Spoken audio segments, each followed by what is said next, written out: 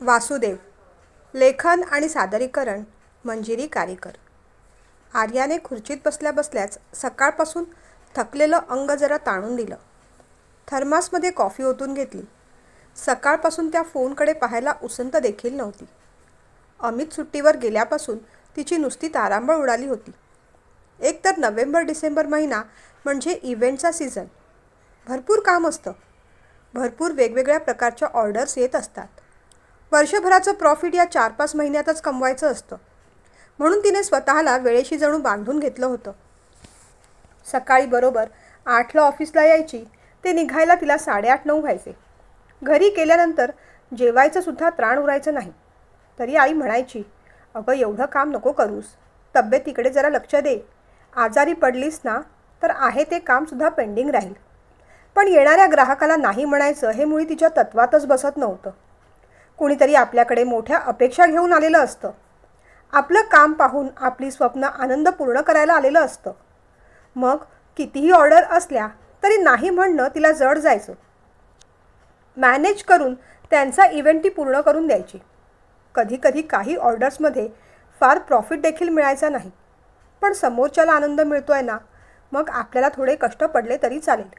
कमी नफा मिळाला तरी चालेल, पण तो इव्हेंट करायचा असा तिचा अट्टाहास असायचा. एखाद्या गोष्टीचा अट्टाहास माणूस का धरतो? कारण त्या अट्टाहासामागे त्यालासुद्धा आनंद मिळत असतो म्हणून. लहान मुलांच्या वाढदिवसाच्या इव्हेंटमध्ये गेम खेळताना त्यांना झालेला आनंद पाहून त्यांच्या आईवडिलांना आनंद व्हायचा आणि एकूणच त्या सगळ्यांचा आनंद पाहून आर्याला आनंद व्हायचा. तिथे प्रॉफिट आणि लॉस याचा विचार फार व्हायचा नाही. पण काही इव्हेंटमध्ये अपेक्षा नसतानाही खूप काही मिळून जायचं. एका बड्या पार्टीची ऑर्डर मिळाली आणि त्यांना त्यातले कार्यक्रम इव्हेंट पसंत पडले की स्वखुशीने ते 20-25 हजार रुपये जास्त देखील द्यायचे. आपण कुणासाठी काही केलं तर कुणीतरी आपल्यासाठी काहीतरी करत असतं. निसर्गात सगळ्याच गोष्टीचा बॅलन्स असतो. तो आपल्याला कळत नाही एवढंच. खरं तर निसर्ग कुठे ना कुठेतरी कॉम्पन्सेट करत असतो. अगदी नफ्याच्या बाबतीत आणि नात्यांच्या बाबतीत सुद्धा. म्हणून एखाद्या व्यक्तीची एखादी गोष्ट आवडली नाही तर त्याची दुसरी एखादी चांगली बाजू आवडून जाते. तसंच असतं. म्हणूनच आपण आईबाबांबरोबर, भावंडांबरोबर, नवरा बायकोबरोबर, शेजारच्यांबरोबर, बिझनेस पार्टनरबरोबर पटवून घेऊ शकतो. नाहीतर मग सगळंच कठीण झालं असतं. कधीपासून तो असाच टेबलवर पडलेला फोन तिला दीनवाणा वाटला. मोठी स्माईल करत तिने फोन घेतला. आधी व्हॉट्सॲप मेसेजेस चेक केले. त्यानंतर आपोआपच बोट बाजूच्या बटनाकडे वळलं आणि बऱ्याच लोकांचे कुठे कुठे फिरायला गेल्याचे स्टेटस दिसले. आपण कामात असलो आणि लोक फिरत असले की मग आपोआपच त्या लोकांचा राग येऊ लागतो. म्हणून शक्यतो तसे स्टेटस पाहायचं ती टाळत असे. पण अमितचं स्टेटस पाहायचं तिने टाळलं नाही. म्हणजे तिला टाळता आलं नाही. जत्रेसाठी तो त्याच्या गावी चंदनपूरला गेला होता. गेली अनेक वर्ष जत्रेसाठी त्याला जाता आलं नव्हतं. पण यावर्षी आजोबांची तब्येत नरम गरम होती म्हणून आजी आजोबांना, आईबाबांना भेटता यावं, त्याचबरोबर जत्रेला सुद्धा जाता यावं म्हणून त्याने 15 दिवसांची सुट्टी घेतली होती आणि तो गावी गेला होता. अरे वा पठ्या, मी इथे एक इव्हेंटचं रात्रभर जागून नियोजन करते. तू मात्र निसर्गाचे छान छान स्टेटस लावतोयस. मजा आहे तुझी. असं म्हणत तिने त्याचं स्टेटस पाहिलं आणि पुढची 5 मिनिटं ती हरकूनच गेली. एकदा नाही, दोनदा नाही, जवळजवळ 6-7 वेळा स्टेटसला लावलेले ते 7-8 फोटो ती पुन्हा पुन्हा पाहतच राहिली. निसर्गाच्या कुशीत बसलेलं, डोंगराच्या पायथ्याशी असलेलं ते गाव तिला खूप आवडलं. त्यात अमितच्या फोटोग्राफीला तोडच नाही. त्याच्या घरासमोरच मोठा डोंगर, बाजूने खळखळ वाहणारा ओढा, इमुकली चिमुकली मातीची घरं, घरांच्या मागे गोठा, सारवलेलं अंगण, त्यावर काढलेली सुंदर रांगोळी, बाहेर पेटता बंब. ती जर चित्रकार असती तर कॅनव्हस घेऊन तिने ते सगळं चित्र हातानेच रेखाटलं असतं.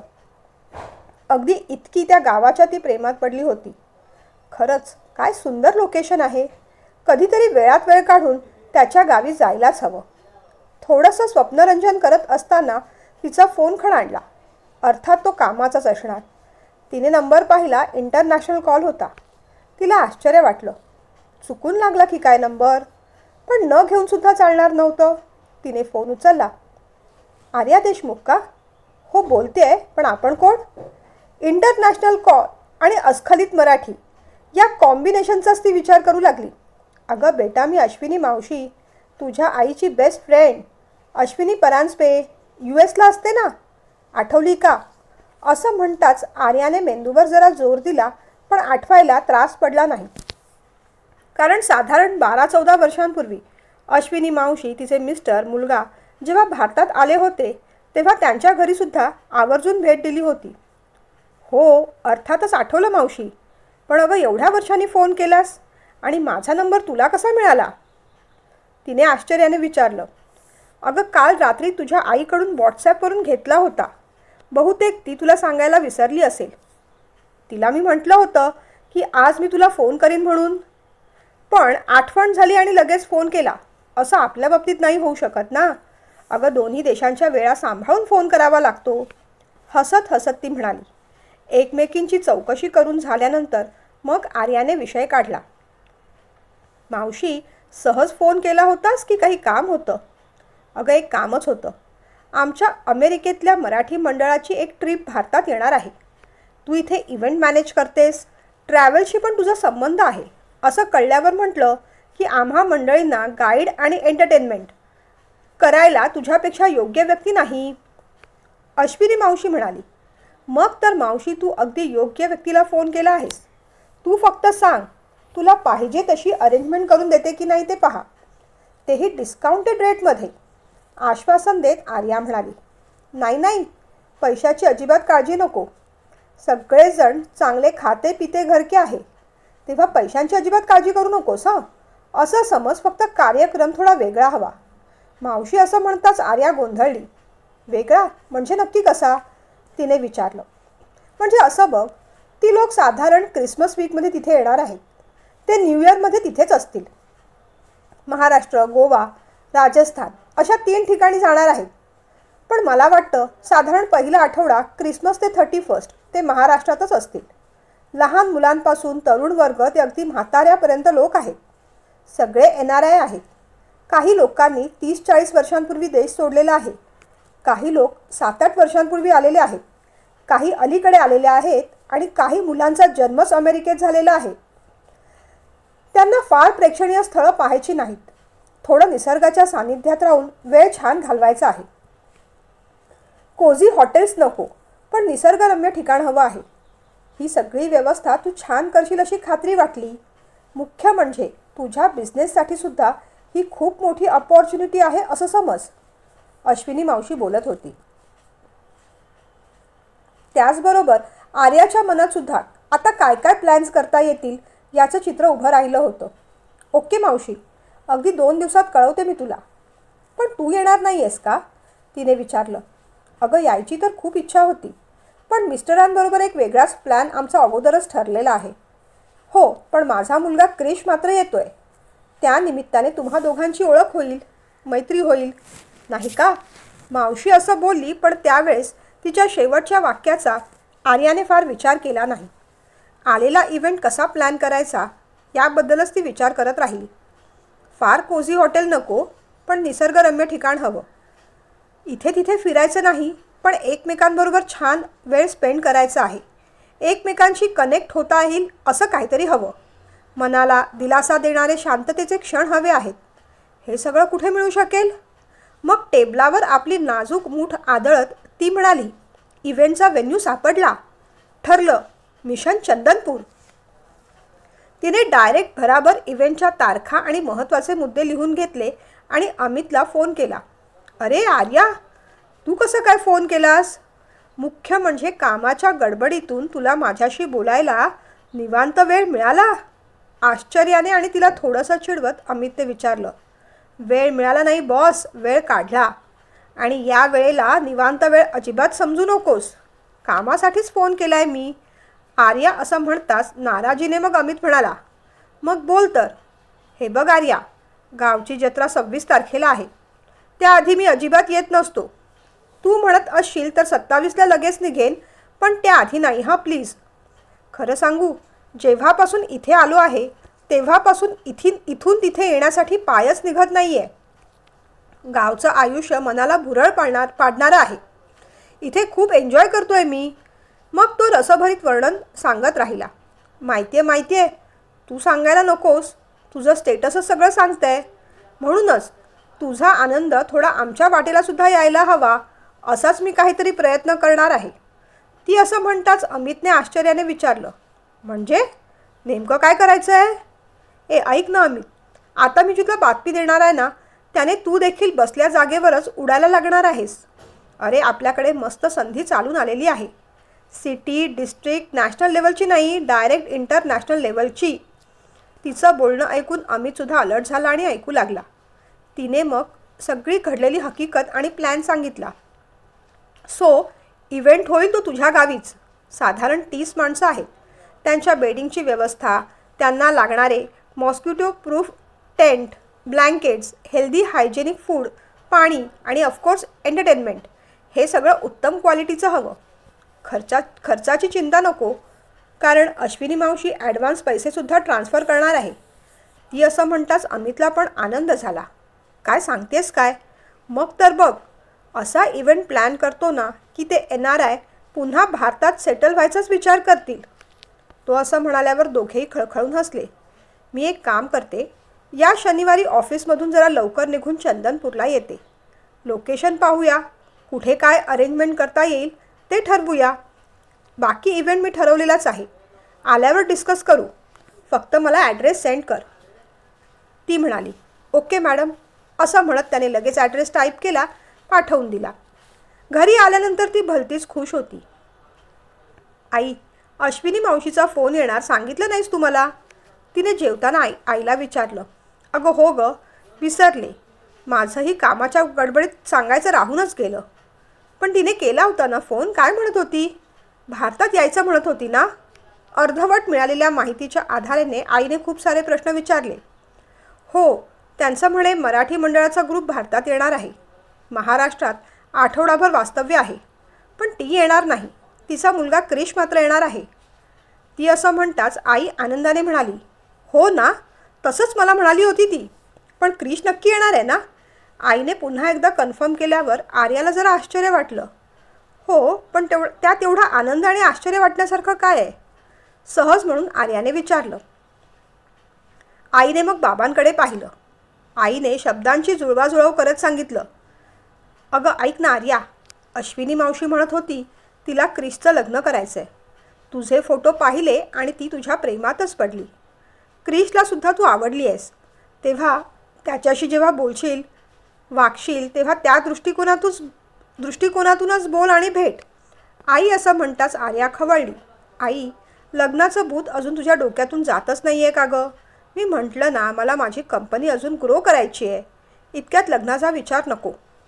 आर्या चिडली पाहून बाबांनी तिला थोपटलं. बेटा, तुझं सगळं म्हणणं बरोबर आहे. पण काही गोष्टी योग्य वेळेवर झालेल्या बऱ्या असतात. हे स्थळ याच्यासाठी योग्य वाटतं कारण मुलगा आपल्या ओळखीचा आहे. म्हणजे अश्विनी मावशी आईची बेस्ट फ्रेंड आहे. एकंदरीतच ते दोघेही नवरा बायको चांगले आहेत. अमेरिकेत राहूनसुद्धा क्रिशवर त्यांनी चांगले संस्कार केलेले आहेत. गेल्या वेळेस आपण ते पाहिलंच की. अर्थात आता त्याला बरीच वर्ष झाली आहेत. पण केलेले संस्कार कधी पुसले जात नाहीत. त्याशिवाय आपण आपल्या परीने चौकशी करूया. मुख्य म्हणजे त्यांच्याकडे अमेरिकन सिटिझनशिप आहे. भल्या लोकांना प्रयत्न करूनसुद्धा USचं ग्रीन कार्ड मिळत नाही गं. क्रिश चांगला शिकलेला आहे, दिसायला छान आहे, स्वभावाने कसा आहे, त्याच्या आवडीनिवडी काय आहे हे भेटून तुला कळेलच. पण एकदम असा नकार देऊ नकोस. आणि करिअरचं काय? तिथे जाऊनसुद्धा तू यशाची उंच भरारी घेशील यात मला तरी शंका नाही. उलट मी तर म्हणेन तिथेच तुला अधिक संधी मिळेल. आईबाबांचं बोलणं आर्याने तेवढं सिरियसली घेतलं नसलं तरी क्रिशचा विचार मनातून गेला नाही. 12-14 वर्षांपूर्वी तो घरी आलेला तेव्हा घडलेल्या सगळ्या गोष्टी तिला आठवल्या. दोघांनी एकत्र केलेली मजा, त्याचं ते तुटकं फुटकं मराठी बोलणं, सायकलिंग करताना घेतलेला स्पीड, सुंदर आवाजात गायलेलं गोड गाणं. तो अगदी हॉलिवूड मूव्हीजमधला हिरो वाटायचा. संपूर्ण पिंगट नसले तरी काळ्या केसांवर हलकीशी पिंगट छटा होती. त्याच्या त्या केसांचं तिला खूप आकर्षण वाटलं होतं. तसे खाण्यापिण्याचे, वागण्या बोलण्याचे सगळे मॅनर्स छान होते. पण म्हणून हे सगळे निकष लाईफ पार्टनरसाठी कसे काय अप्लाय करायचे? नो डाऊट आपल्याला हँडसम, श्रीमंत, मुलींची रिस्पेक्ट करणारा मुलगाच लाईफ पार्टनर म्हणून हवा आहे. क्रिससुद्धा वाईट नाही. आणि बाबा म्हणतात तसं सगळंच जर चांगलं असेल तर करिअरसुद्धा तिथे सेट करता येईल. पण तरीही लग्नाचा विचार एवढ्या उथळपणे घ्यायला नको. आधीच कुणालाच कसलेही प्रॉमिस किंवा कमिटमेंट करायला नको. शेवटी वागणं, बोलणं या गोष्टी बाह्य असतात. मुख्य म्हणजे त्याचा स्वभाव, कमिटमेंट. त्याची जोपर्यंत खात्री होत नाही तोपर्यंत कोणताही निर्णय घ्यायचा नाही असं तिने ठरवलं. शनिवारी परस्पर ऑफिसमधून इव्हेंटच्या कामासाठी चंदनपूरला जाणार आहे असं सांगून आपली छोटीशी लगेज बॅग घेऊन ती ऑफिसमध्ये गेली. परस्परच तिथून ती चंदनपूरला निघाली. 3-4 तास ड्राईव्ह करून आल्यानंतर ती दमली होती. आता जेवणापेक्षा मला झोपेची जास्त गरज आहे असं तिने म्हटलं तरी अमित आणि त्याहून जास्त त्याच्या आईने तिला उपाशी झोपू दिलं नाही. गरमागरम भात, पिठलं खायला दिलं आणि मगच तिच्या झोपायची व्यवस्था केली. घर छान मोठं, दुमजली होतं. वरच्या हवेशीर खोलीत तिची राहण्याची व्यवस्था केली होती. तिला मऊशार ब्लँकेट देत अमित म्हणाला, आज शांतपणे झोपून घे, दमली आहेस. उद्या बोलू. आणि डासांची वगैरे अजिबात चिंता करू नकोस. आईने गोबर, धूप, कापूरची धुरी दिली आहे. आता डास अजिबात येणार नाही. उलट या वासानेच तुला शांत झोप लागेल. Good night. असं म्हणून तो बाहेर पडला. दरवाजा आड करून घेतला. तिनेही मग लगेचच लाईट बंद केली आणि झोपून घेतलं. खिडकीला जाळी असल्यामुळे खिडकी मात्र उघडीच ठेवली. चंद्राचा, चांदण्याचा शीतल प्रकाश मन शांत करत होता आणि डोळ्यावर आलेली झोप शरीर शांत करत होती. पुढच्या 5 मिनिटातच ती निद्राधीन झाली. दुसऱ्या दिवशी पक्ष्यांच्या किलबिलाटाने तिला जाग आली. आश्चर्य वाटलं कारण 6 वाजताच सकाळ झाली होती. मुख्य म्हणजे एवढ्या लवकर उठूनसुद्धा तिची झोप छान पूर्ण झाली होती. काल आपल्याला एवढी गाढ झोप लागली त्याच्यामुळे आज किती फ्रेश वाटतंय. खोलीलाच लागून असलेल्या बाथरूममध्ये तिने तोंड वगैरे धुतलं आणि ती खाली आली. गुड मॉर्निंग असं म्हणत अमितने तिचं स्वागत केलं. झाली का झोप? त्याच्या आईने विचारलं. हो काकू, झाली. अगदी गाढ झोप आली म्हणून आता फ्रेशसुद्धा वाटतंय, आर्या म्हणाली. बरं, आता चहा नाश्ता करूनच मग तुमच्या कामाला लागा. पण त्याआधी आजी आजोबांना भेटून घे. कालपासून तुला विचारत होते. नाश्ता झाला. नंतर ती फ्रेश झाली आणि आजी आजोबांना भेटली. आजीनी मग खूप गप्पा मारल्या. कितीतरी छान जुन्या आठवणी सांगितल्या. आजोबा गादीवर असले तरी आजींशी छान गप्पा मारत होते. आमचा संसार 60 वर्षांचा आहे. गंमत अशी आहे की लग्नाच्या आधी आणि लग्नातसुद्धा आम्ही एकमेकांना पाहिलं देखील नव्हतं. ते ऐकून खरंच आर्याला खूप आश्चर्य वाटलं होतं. ज्या व्यक्तीला आपण कधी पाहिलं नाही, भेटलो नाही, बोललो नाही, त्या व्यक्तीशी 60 वर्ष संसार कसा करायचा? खरंच खूप आश्चर्याची गोष्ट आहे आजी. ती सहजपणे बोलून गेली. काही आश्चर्य नाही. आजकाल झालंय कसं, माणसं पारदर्शक राहिलेली नाहीत. पण आमच्या वेळेस तसं नव्हतं. लग्न म्हणजे निष्ठा होती. दाखवता येत नसलं तरी एकमेकांबद्दल प्रेम, आदर, किमान 7 जन्म एकत्र राहण्याची वचनबद्धता होती. आजकाल तसं नाही. भाजीसारखं नवरा नवरी एकमेकांना पारखून घेतात. तेही ठीक आहे, पण किती वेळा ती उचलाउचली करायची? यालासुद्धा मर्यादा आहेत की नाही? एक उचलतात, दुसरी ठेवतात, दुसरी उचलतात, तिसरी ठेवतात. खरं सांगू, तुमच्या पिढीबद्दल तक्रार नाही, पण खंत मात्र वाटते. असं वाटतं आमच्या संस्कृतीतलं, संस्कारातलं जे जे चांगलं आहे ते तुम्ही मुलांनीसुद्धा घेतलं पाहिजे. जे नको आहे ते जरूर टाकून द्या. पण आजकालची पिढी कुठेतरी भरकटली आहे. काय बोलायचं हा विषय जाऊ देत. संपणारा विषय नाही तो. बायकोचं बोलणं ऐकून आजोबा छान हसत होते. तेवढ्यात आर्याचं लक्ष मागच्या फोटोवर गेलं. चिपळ्या घेऊन, टोप घालून वासुदेवाच्या वेशातला तो फोटो होता. आजी, हा कुणाचा फोटो आहे? आजी मग हसत म्हणाल्या, अगं यांचा. तुला माहीत नसेल, पण कित्येक वर्ष वासुदेव म्हणून हे गावात फिरायचे, जनजागृती करायचे. मलासुद्धा यांनी मॅट्रिकपर्यंत शिकवलं हो. मलाही वाचनाची आवड. आजी एवढं स्पष्ट आणि छान बोलत होत्या त्याचं आर्याला आश्चर्य वाटलं. तेवढ्यात अमितसुद्धा म्हणाला, आजोबाच का? कित्येक वर्ष बाबांनीसुद्धा वासुदेवाचे कपडे घालून गावात जनजागृतीचं काम केलेलं आहे. तसे माझे बाबा पोस्टात होते, पण पिढ्यानपिढ्या आमच्याकडे ही प्रथा चालत आलेली आहे. आणि तुला सांगितलं तर विश्वास वाटणार नाही, गावच्या जत्रेला मी सुद्धा ही वेशभूषा घालून जनजागृतीसाठी एक छोटीशी नाटुकली सादर करणार आहे. असं वाटतं. खरंच आपली पिढी आणि आपली येणारी पुढची पिढी संस्कारांपासून परंपरेपासून भरकटली गेली आहे. आपल्याच्याने होईल ते काम या तरुण पिढीसाठी करायचं.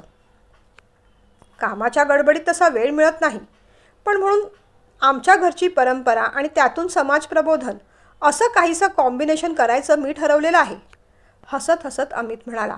आर्याला त्याचंही खूप आश्चर्य वाटलं. बरं चला आर्या मॅडम, आपल्याला भरपूर कामं आहेत. आपण तिथे अंगणात बसून सगळं डिस्कस करूया. अंगणातल्या मोठ्या झाडाखाली त्याने मस्तपैकी सतरंजी अंथरली. डायरी पेन घेऊन आला. दोघेही फतकल मारून बसले. हां, आता सांग, तुझ्या मनात काय कल्पना आहे? अमितने आर्याला विचारलं. मग हात एकमेकांवर घासत ती बोलू लागली. हे बघ, हे जे मोठं मोकळं अंगण आहे ना, ते सगळं आपलंच आहे, बरोबर ना? इथे आपण टेंट उभारायचे. राजस्थानच्या मागच्या पिकनिकच्या वेळेस आपण मॉस्किटो फ्री टेंट घेतले होते ना, तेच घेऊ. साधारण 7-8 असतील. फोल्डिंग बेड पण आहेत. इथे एखादा चांगला आचारी असेल तर त्याला कामाला ठेवूया. तिथल्या लोकांना आपल्या इथल्या पदार्थांची सवय नसणार. त्यांना त्यांच्या पद्धतीचे पदार्थ द्यावे लागतील. चीज, बटर, ब्रेड, ऑमलेट, ज्यूस वगैरे वगैरे. जेवणात सॅलेड, राईस, फिश किंवा चिकन ठेवू. आणि एंटरटेनमेंटचं म्हणशील तर मला खूप खूप आयडिया भारी सुचलेल्या आहेत. त्यांचा स्टे माझ्या मते 3-4 दिवसांचा असेल. संध्याकाळच्या वेळेस आपण त्या मुलांसाठी हॅलोविन पार्टी ठेवूया. त्यासाठी लागणारे चेटकीण, भूताचे कपडे, मोठी नखं सगळं मी अरेंज करीन, ती गमतीने म्हणाली. शिवाय क्रिसमस वीक आहे, त्यामुळे आपल्या टीममधल्या विनोदला सॅन्टाक्लॉज बनवून टाकूया. मुलांसाठी काहीतरी मस्त गिफ्ट्स मी परचेस करीन.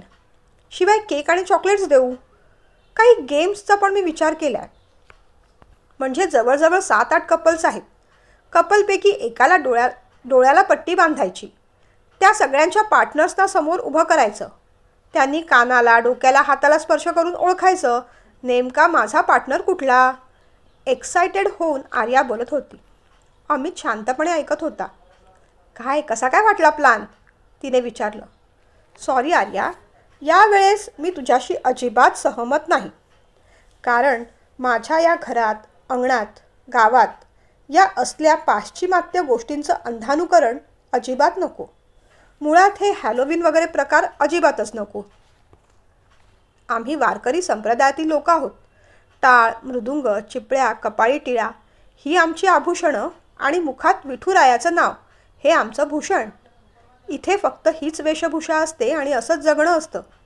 निगेटिव्ह विचारांची व्हायब्रेशन्स इथे नकोत. भूत खेत बनायचं, उगीच विकृत आरडणं, ओरडणं, किंचाळणं नको.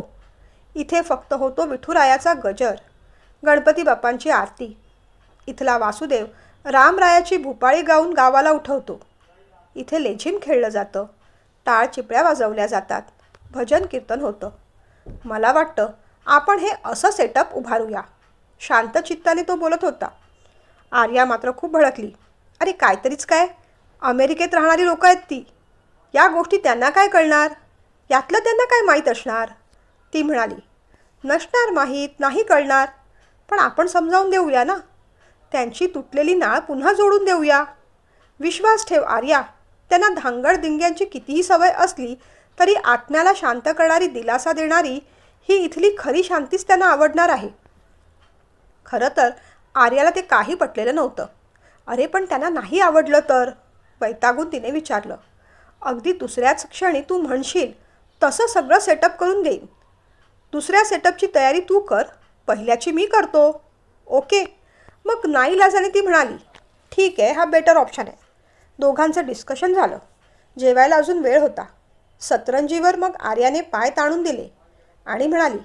अमित, आणखीन एक गोष्ट बोलायची होती. या NRIच्या ट्रीपमध्ये आईच्या मैत्रिणीचा मुलगा पण येणार आहे. त्याचं नाव कृष्ण आहे, पण प्रेमाने सगळे त्याला क्रिश म्हणतात. त्याच्या आईचा आणि माझ्या आईच्या मनात असं होतं की आम्ही लग्नासाठी एकमेकांचा विचार करावा. ती असं म्हणताच अमितच्या चेहऱ्यावरचे रंग उडाले. तो अगदी शांत झाला. तुझ्या मनात काय आहे? त्याने विचारलं. सध्या तरी क्रिश माझ्यासाठी एक ऑप्शन आहे. मे बी चांगला ऑप्शन, पण अजून काही ठरलेलं नाही. एवढं बोलून ती शांत झाली. जो निर्णय घेशील विचार करून घेशील. फक्त एक सांगायचं होतं. कृष्णा नाव आहे ना त्याचं, तर त्याचा क्रिश म्हणून निदान अपभ्रंश करू नकोस.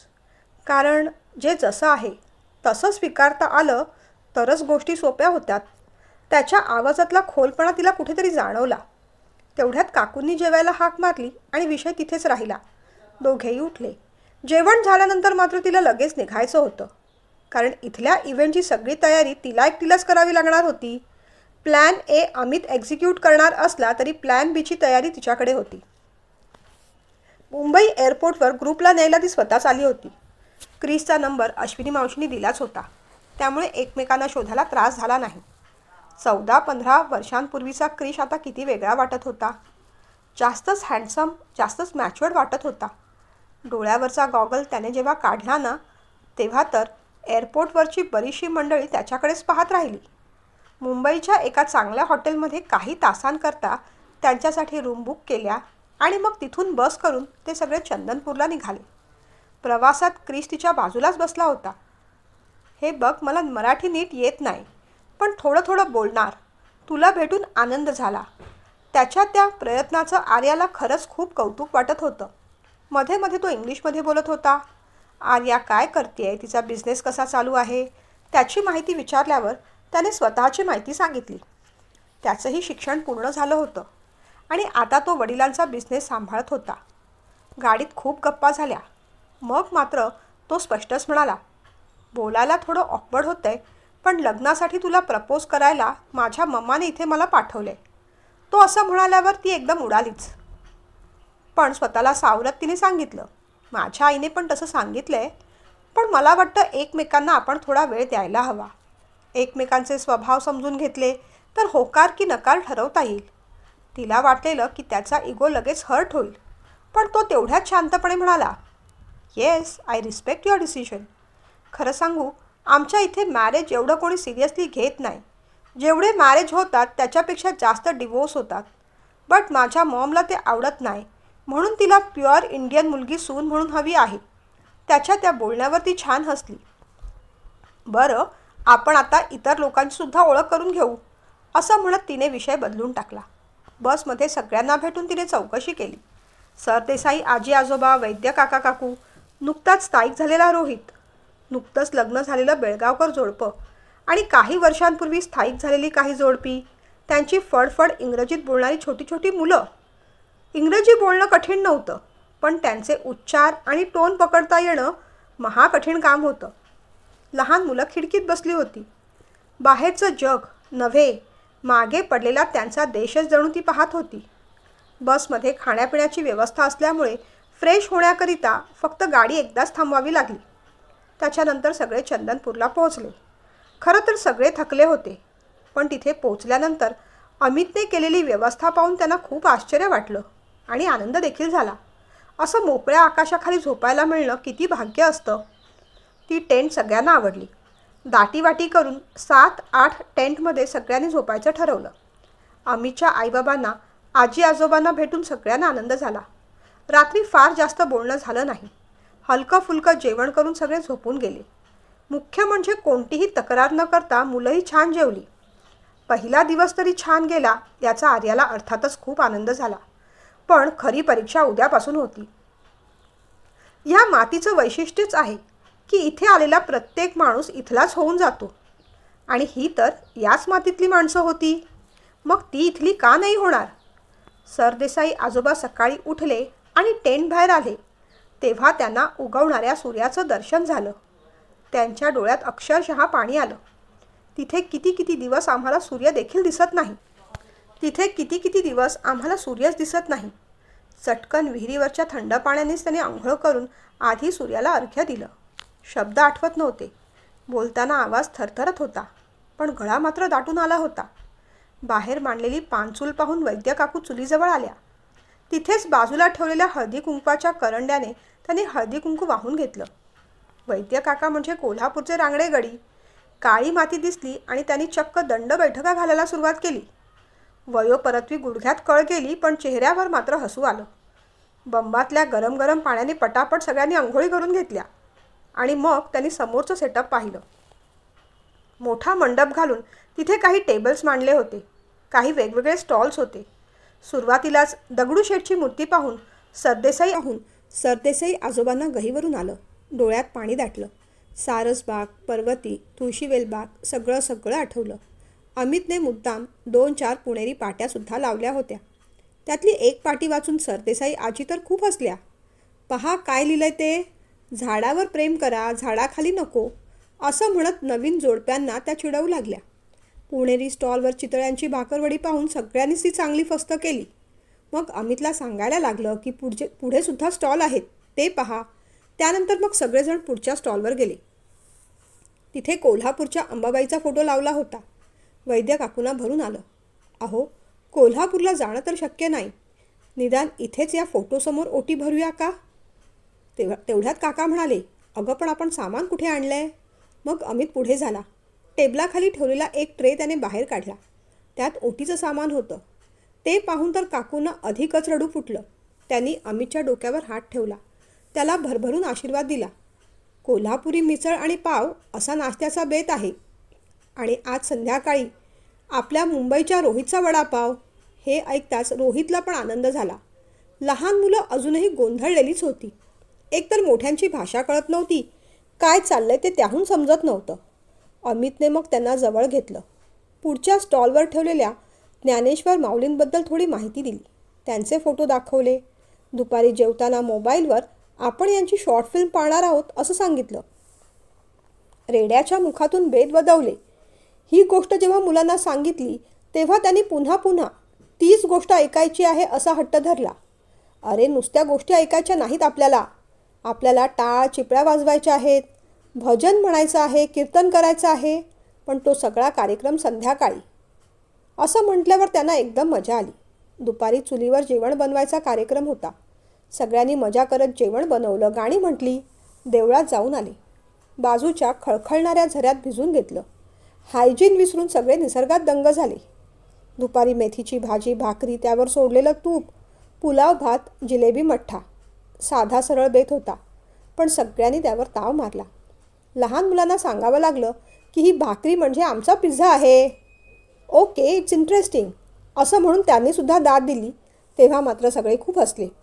संध्याकाळी अमितने खुर्चीवर बसून आजोबांनासुद्धा बाहेर आणलं. अमितच्या बाबांनी भजन कीर्तनाचा छोटेखानी कार्यक्रम केला. आणि मग काय, विठू माऊलीच्या गजरात अंगण दुमदुमून गेलं. मुलांना ज्ञानेश्वर माऊलींचा पिक्चर दाखवल्यामुळे त्यांना आता माऊली कोण समजलं होतं. टाळ, चिपळ्या, मृदुंग सगळ्याच्या गजरात ज्ञानबा तुकाराम, ज्ञानबा तुकाराम असं म्हणताना ती मुलं देहभान विसरली होती. त्यांचा तो आनंद पाहून त्यांच्या आईवडिलांची अवस्था याच देही याची डोळा अशीच झाली असावी. तिथल्या तरुण कपलसाठी लेझिम खेळायला ठेवले होते. लेझिम फक्त 4च होते. आपापसात लेझिमसाठी भांडणं होऊ लागली. अमितने स्वतः ढोल वाजवला, लेझिमसाठी ताल धरला. मुलांना वासुदेवाची वेशभूषा केली. एक सुरात सगळ्यांनी ताल धरला. वासुदेव आला हो वासुदेव आला, जागा हो माणसा संधीही अमोल, तुझ्या रे जीवाला लाखाचं रे मोल, घालतील वैरी अचानक घाला, इच्छेच्या झाडाला बांधलाय घोडा, घालून या धाव सारे बंध तोडा, नको रे उशीर वेळ फार झाला, वासुदेव आला हो वासुदेव आला. सगळ्यांच्या तोंडात हेच गाणं बसलं होतं. सगळ्यांनी खूप एन्जॉय केलं. दुसऱ्या दिवशी सगळ्यांनी वनराई छोटीशी ट्रिप काढली. लगोरी, डोंगर पाणी, साधे साधे खेळ खेळले, पण खूप मजा केली. इतकी वर्ष दाबून ठेवलेल्या भावना, इच्छा एकदम उफाळून वर आल्या. एक एक क्षण सगळ्यांनी जगून घेतला. अशा बऱ्याच ॲक्टिव्हिटी करून झाल्यानंतर चौथ्या दिवशी मात्र निरोपाची वेळ आली. आदल्या रात्री सगळ्यांनी अमितला खूपदा थँक्यू म्हटलं. पैशाने मोजता येणार नाही एवढा मोठा आनंद तू आम्हाला दिला आहेस. आमच्या आठवणी, आमच्या संस्कृती, परंपरा या सगळ्यांशी पुन्हा एकदा आम्हाला जोडलं, असं म्हणून त्यांनी चक्क हात जोडले. संध्याकाळी सगळेजण आपापल्या टेंटमध्ये आराम करत होते. क्रिश आणि आर्या मात्र या 2-3 दिवसात एकमेकांशी कनेक्ट झाले होते. क्रिशला हे सगळं खूप आवडलं होतं. सगळ्याचीच त्याने मनापासून प्रशंसा केली होती. त्याचाही साधा सरळ मनमोकळा स्वभाव आर्याला खूप आवडला. मुख्य म्हणजे त्याने तिच्यापासून काहीही लपवलं नव्हतं. त्या संध्याकाळी दोघं मागच्या अंगणात तुळशी वृंदावनापाशी गप्पा मारत बसले. इथे येऊन मला काय मिळालं हे मला शब्दात सांगता येणार नाही, असं काहीसं तो म्हणत होता. अमितसारखा चांगला मित्र मित्र मिळाला आणि मला तूही खूप आवडलीस हे सांगायला मला खूप आनंद होत आहे. माझ्या पास्ट लाईफबद्दल मी तुला सांगितलेलं आहे. माझी 2 अफेअर्स होती. ऑफकोर्स ती खूप सिरियस होती, पण समहाव ती वर्कआउट झाली नाहीत. त्यातल्या एकीचं लग्न झालं आणि दुसरीला दुसरा बॉयफ्रेंड मिळाला. इट्स ओके, आमच्याकडे या गोष्टी कॉमन आहेत. It's part and parcel of our culture. त्यामुळे त्याही मूव्ह ऑन झाल्या आणि मी सुद्धा. मला आता लग्न करायचं आहे, सेटल व्हायचं आहे. खरं सांगू, मम्माची चॉईस एकदम राईट आहे. मलासुद्धा तू खूप आवडली, म्हणूनच ही अंगठी देऊन मी तुला प्रपोज करतो आहे. Will you marry me? त्याने मग बॉक्स उघडला. हिऱ्याची लखलखती अंगठी तिच्यासमोर धरली. काहीतरी कामाच्या निमित्ताने अमित नेमका तिथे आला आणि त्याने ते सगळं पाहिलं. चटकन मागे झाला. टचकन डोळ्यात पाणी आलं. काळजाला घरं पडली. प्रेम असं दाखवता येत नाही, लपवता देखील येत नाही. आल्या पावली तो मागे परतला. त्या लखलखत्या अंगठीकडे आर्या पाहत राहिली.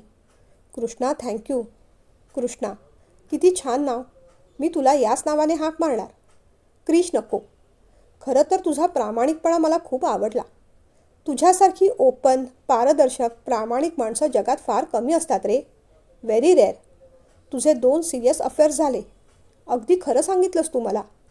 एका दुसऱ्या देशाच्या संस्कृतीचा तो नॉर्मल भाग असू शकेल, पण कृष्णा, आमच्या इथे असं नाही. एकमेकांना न पाहतासुद्धा 60-60 वर्ष कमिटमेंटमध्ये राहणारी, प्रेमाने राहणारी, एकमेकांना जीव लावणारी, आनंदाने राहणारी आम्ही माणसं आहोत. मग हे तुझं रिलेशन मी कसं ॲक्सेप्ट करू? पण या सगळ्यात तुझी काही चूक नाही. तू त्या कल्चरचा एक भाग आहेस. जशी ती गोष्ट स्वीकारणं तुला जड नाही, तशीच तीच गोष्ट ॲक्सेप्ट करणं मलाही सोपं नाही. आणि जे जसं आहे तसं स्वीकारलं ना, तरच गोष्टी जड जात नाही असं माझा मित्र म्हणतो. पण जे जसं आहे तसं स्वीकारता येत नसेल तर मग ते स्वीकारूच नये असं मला वाटतं. खरं सांगू, I am not okay and comfortable with this relationship. या नात्यात मला विश्वासच वाटत नाही. माझ्यावर झालेले संस्कार, माझी संस्कृती, परंपरा यापासून मी तुटेन की काय, अशीच भीती मला वाटते. प्लीज मिसअंडरस्टँड करू नकोस, पण मी तुला कम्पॅटिबल नाही. इथल्या मातीतल्या मुलींच्या मनावर असेच संस्कार झालेले आहेत. कितीही आम्ही मॉडर्न असलो ना, तरी आम्हाला आमच्या नात्यात 100% कमिटमेंट हवी असते. नवरा एक वेळ गरीब असला तरी चालेल, दिसायला देखणा नसेल तरी चालेल, पण तो संपूर्ण आपलाच पाहिजे. असंच बाळकडू लहानपणापासूनच आमच्या मनावर रुजवलेलं आहे.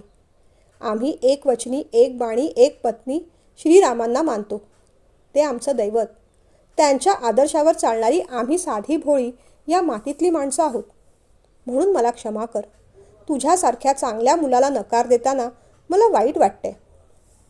पण आपल्या दोघांची संस्कृती सारखी नाही, एक नाही. तू ज्या संस्कृतीत संस्कारात वाढला आहेस त्या गोष्टी तुला सहज वाटल्या तरी ते अंगीकारणं, पचवणं मला शक्य होणार नाही. मी तेवढी मॉडर्न नाही. तुला वाटत असेल ना की जर मी माझ्या अफेअरबद्दल सांगितलं नसतं तर हिने नकारच दिला नसता, पण तसंही नाही रे कृष्णा. कारण इथे आलेल्या या प्रत्येकाच्या चेहऱ्यावर आपली माती सुटली म्हणून होणारं दुःख मी पाहिलं आहे. आपल्या हातून खूप काही निसटलं असेच भाव त्यांच्या चेहऱ्यावर होते. न सांगताही त्यांचं दुःख मला समजलं आणि माझ्या वाटेला ते दुःख नको आहे. तिथल्या जगाचं आकर्षण असलं तरी आमचा श्वास मात्र इथल्याच जगात आहे, याच मातीत आहे. एवढं निश्चित समजलं आहे मला. पुन्हा एकदा सॉरी. या डायमंड रिंगची राईट कॅन्डिडेट तुला लवकरच मिळो. All the best. एवढं बोलून तिने त्याच्या हातावर हात ठेवला. त्याला जरासं वाईट वाटलं. डोळ्याच्या कडा ओलावलेल्या वाटल्या. पटकन सावरत तो म्हणाला, it's okay, not a big deal. It is very common for us. त्याने सहजपणे नकार पचवला. कुठल्याही नात्यात फार अटॅचमेंट न ठेवणं हा कदाचित त्यांच्या संस्कृतीचा भाग असू शकेल. दोघांनी एकमेकांकडे पाहिलं. एक छान स्माईल दिली आणि मग उठले. हसत खेळत एकमेकांचा निरोप घेतला. त्याच रात्री अमितने सुद्धा एक छोटंसं भाषण केलं. सगळ्यांना नमस्कार. तसं मी तुम्हा सगळ्यांबरोबर इंग्लिशमध्ये अगदी अस्खलितपणे बोलू शकतो, पण मी आज मुद्दामूनच मराठीत बोलणार आहे. काही गोष्टी तुम्हाला कळतील, काही कळणार नाही. पण एक गोष्ट निश्चित सांगतो की माझ्या भावना मात्र 100% तुमच्यापर्यंत पोहोचतील. तुम्ही इथे आलात, प्रेमाने आणि आमचा मान राखून आमचं आदरातिथ्य स्वीकारलं. खरं सांगायचं तर मनात खूप धाकधूक होती. आम्ही जे करतोय ते योग्य आहे ना? पण खरं सांगू, तुम्हाला जे द्यायचं होतं ते योग्य अयोग्याच्या पलीकडे जाणारं होतं. इथून जाताना तुम्ही आपल्या या संस्कृतीची माती, तिच्या आठवणी घेऊन जाव्या असं आम्हाला वाटत होतं. तुम्ही सगळेजण NRI आहात, नॉन रेसिडेन्शियल इंडियन्स, अनिवासी भारतीय. पण आहात तर भारतीयच ना? वरचं कवर बदललं तरी आतमधलं गिफ्ट तेच राहतं. नागरिकता बदलली तरी भारतीय हा भारतीयच राहतो. कुठेतरी मातीची नाळ तुटली आहे एवढंच. आमचा हा प्रयत्न ती नाळ तुमच्याशी जोडावी यासाठीचा होता. तुम्ही इथे आलात, आमच्याबरोबर राहिलात, कोणतीही तक्रार केली नाही. जे आमच्याच्याने शक्य होतं ते आम्ही देऊ केलं. जे तुमच्याच्याने शक्य होतं तुम्ही तेवढ्याच ग्रेसफुली ते स्वीकारलं. आणि तेव्हाच आपल्या मनाच्या तारा जोडल्या गेल्या. सरदेसाई आजी आजोबा मूळचे पुण्याचे. आता गेले 30 वर्षांपासून ते अमेरिकेत राहत आहेत. पण आजी आजोबा खरं सांगा, पुण्याशी असलेलं तुमचं नातं तुटलं का हो?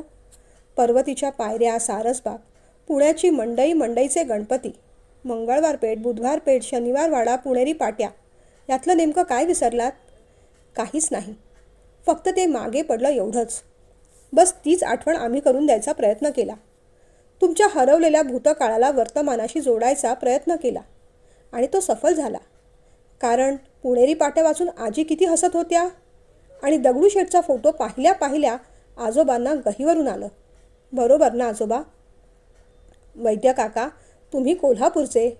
कोल्हापूरचा तांबडा पांढरा रस्सा विसरलात का झणझणीत कोल्हापूर मिसळची चव विसरलात? अंबाबाईंच्या फोटोला पाहून अंबाबाईचा उदो उदो करताना तुमच्या अंगावर अक्षरशः काटा आला होता. जगाच्या पाठीवर कुठेही गेलात, अगदी दुसऱ्या ग्रहावर देखील, तरी अंबाबाईची ही भक्ती सुटेल का हो? रंकाळ्यावर काकूंसोबत घालवलेले क्षण आठवणींच्या पाठीवरून पुसता येतील का? कधीच नाही. आणि काय यार रोहित, वडापाव म्हटल्या तुझ्या तोंडाला पाणी सुटलं होतं की नाही? पिझ्झा, बर्गर, नूडल्स सगळं चमचमीत असतानासुद्धा श्रीकृष्णाचा वडापाव कधीतरी विसरू शकशील का रे? ट्रेनच्या लोकलमधले मित्र आठवतात की नाही? आणि मदतीला धावून येणारी चाळीतले शेजारी रोज आठवत असतील नाही? पण एक सांगू, निदान तुमच्याकडे तुमच्या मातीच्या आठवणी तरी आहेत. त्या आठवणींच्या मार्फत तरी तुमची मातीशी नाळ जोडली गेली आहे. पण या कच्च्या बच्च्यांचं काय? यांचा जन्मच मुळी दुसऱ्या देशात झालेला आहे. आपला देश काय, आपली माती काय, हे त्यांना कधी म्हणजे कधी समजणार नाही. परदेशात राहणारी एक पिढी जेव्हा देश सोडते ना, तेव्हा त्याच्या पुढच्या पिढीची देशाबरोबर परंपरा, संस्कृती आणि भाषा यांची नाळ सुद्धा तुटत असते. कारण त्यांच्या आजूबाजूला जे आहे तेच त्यांचं आहे. 7 समुद्रापलीकडच्या देशाचं त्यांना आता काय सोयरसुतक असणार? म्हणूनच ह्या देशाबद्दल संस्कृतीचं प्रेम निर्माण व्हावं म्हणून आम्ही छोटीशी ठिणगी पेटवली. आणि ती त्यांच्या मनात पेटलीसुद्धा. आपली संस्कृती, परंपरा पोहोचवणारे आपण फक्त वाहक असतो. एका पिढीपासून घेतलेले संस्कार, संस्कृती, परंपरा पुढच्या पिढीपर्यंत पोहोचवणारे आपण माध्यम असतो. म्हणूनच आपली जबाबदारी खूप मोठी असते. तुमची तर त्याहून अधिक. कारण तुम्हाला तर त्या मुलांनी कधी अनुभवलेलं नाही, जगलेलं नाही, पाहिलेलं नाही, ते त्यांच्यापर्यंत पोहोचवायचं आहे. कुठेतरी मनापासून असं वाटतं, या सनातन संस्कृतीमध्ये जन्म घ्यायला खूप मोठं भाग्य लागतं. ते भाग्य आपल्या सगळ्यांच्या पदरी आलेलं आहे. आपली ती खरी संपत्ती सोडून आपण मात्र उगीचच पाश्चात्य लोकांचं अनुकरण करत आहोत, अंधानुकरण करत आहोत.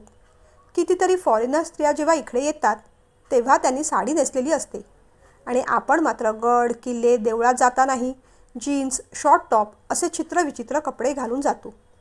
आपली गुरुकुल संस्कृती नष्ट करण्याची योजना इंग्रजांनी केली आणि आज आपणही त्यांचीच परंपरा चालवत आहोत. आपल्या मुलांशी अट्टाहासाने इंग्लिशमध्ये बोलून आपल्या मातृभाषेचा बट्ट्याबोळ करत आहोत. प्लीज कुणी असं समजू नका की इंग्लिश भाषेचा मला तिरस्कार आहे. त्या संस्कृतीबद्दल मला राग आहे. मुळीच नाही. पण इंग्लिश फक्त व्यवहाराची आणि इंटरनॅशनल भाषा आहे हे आपण का समजून घेत नाही?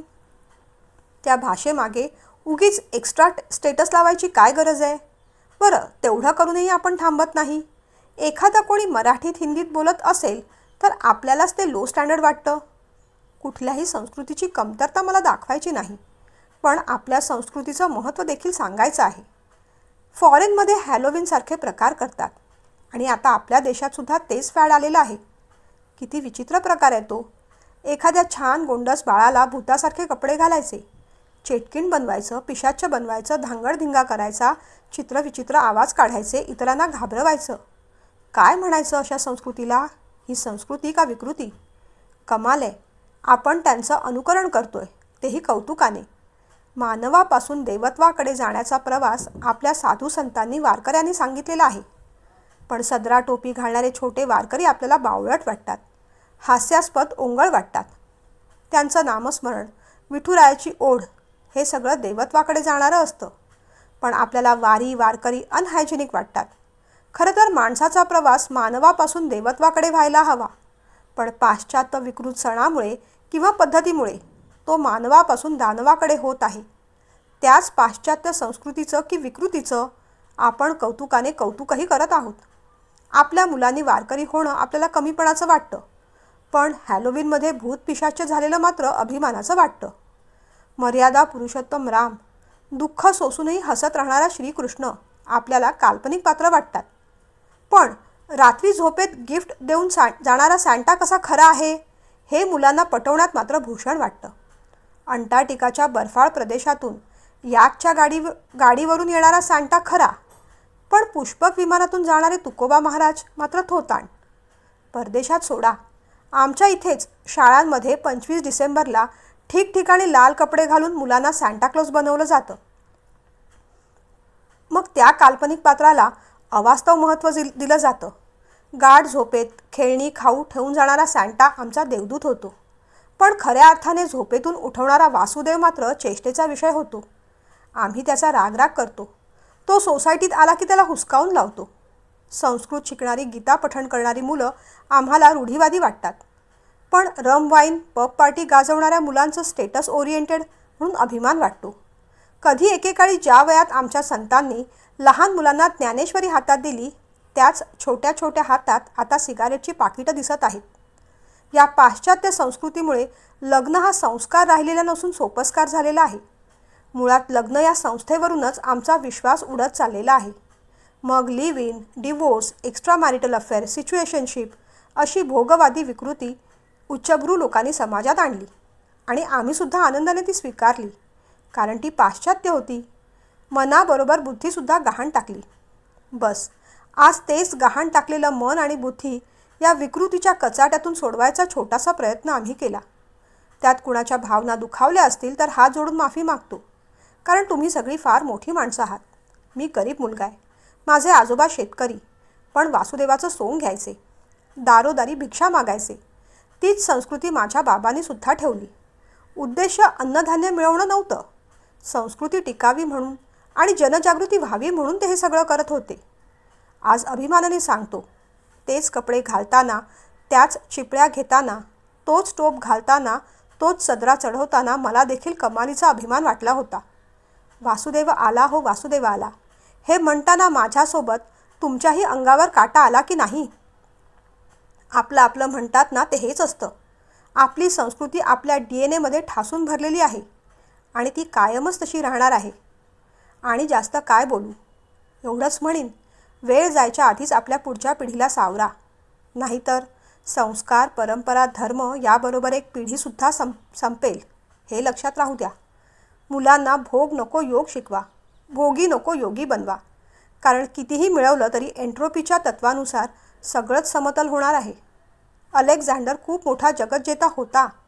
सगळं जग जिंकलं त्याने, पण स्वतःवर मात्र विजय मिळवता आला नाही. स्वतःच्या भोगांवर, इच्छांवर विजय मिळवता मिळवता राहिलाच तो. खऱ्या अर्थाने तो तेव्हाच हरला.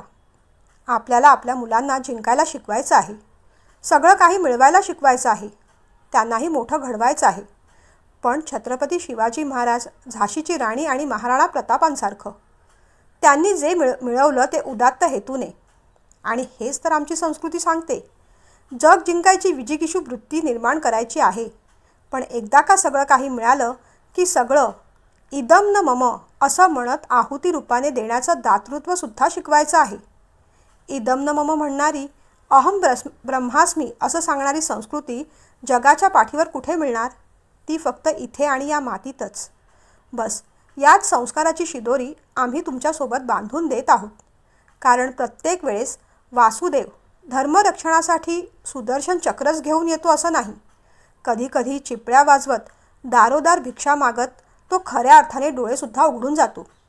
सनातन संस्कृती तर आधी अनंत अनादिकाल आहे. त्याचं अस्तित्व कधीच संपणार नाही. पण आपल्याला आपल्यातल्या सनातनचं अस्तित्व टिकवायचं असेल तर टाळ चिपळ्या घेऊन येणाऱ्या वासुदेवातसुद्धा कृष्णतत्व दिसलं पाहिजे. बस एवढं आणि एवढंच सांगायचं होतं. लहान तोंडी मोठा घास घेतला. पण तुमच्या सगळ्यांच्या चेहऱ्यावर दिसतंय ना की मी तुमच्या काळजात हात घातलाय. उद्या तुम्ही इथून निघून जाल. पुन्हा त्या संस्कृतीचा भाग व्हाल. मोहात रमून जाल कदाचित. चूक नाही त्यात. पण कुठेतरी आपली माती, आपली संस्कृती आणि परंपरा, धर्म याच्याशी नाळ जोडून ठेवा. जेव्हा कधी ती नाळ सुटते आहे असं वाटू लागेल तेव्हा सुदर्शन धरणाऱ्या वासुदेवाबरोबर चिपळ्या हातात धरणाऱ्या वासुदेवाची सुद्धा घडीभर आठवण काढा. बस एवढंच म्हणायचं आहे. सगळ्यांचे डोळे ओलावले होते. पुढे काही बोलणं कुणालाच शक्य नव्हतं. आवाज जड झाला होता. इथून निघताना सगळ्यांनाच, अगदी मुलांनासुद्धा फार जड जड वाटत होतं. मुंबई एअरपोर्टपर्यंत बसने सोडायची व्यवस्था केली होती. ती मंडळी निघाली. क्रिस जरा जास्तच हळवा झाला. सगळे गेल्यानंतर सगळ्यांनाच थोडं वाईट वाटलं. अंगणात राऊंड मारताना अमित शांत होता. खरं तर त्याला विचारायचं होतं, कृष्णाचं पुढे काय झालं? काय गं, कृष्णाने मग प्रपोज वगैरे केलं की नाही? अमितने मुद्दाम आडून प्रश्न केला. हो केलं ना. तू जेव्हा झाडाच्या मागे उभं राहून पाहत होतास ना तेव्हाच केलं. अंगठी देऊन केलं. ऐकताच अमितचा चेहरा पडला. अरे पण मी लग्नाला नकार दिला. ते ऐकताच मग त्याचे डोळे मोठे झाले. काय विचारू पुढे त्याला कळलंच नाही.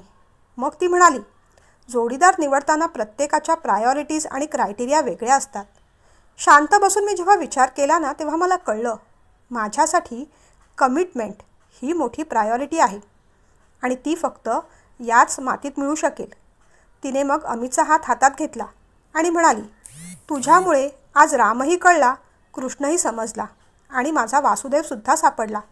चला आता पुढचा इव्हेंट आपल्याच लग्नाचा आहे. त्याचं प्लॅनिंग सगळ्यासोबत मिळून करू. तो पाहत राहिला. ती जाताना गुणगुणत गेली, वासुदेव आला हो वासुदेव आला.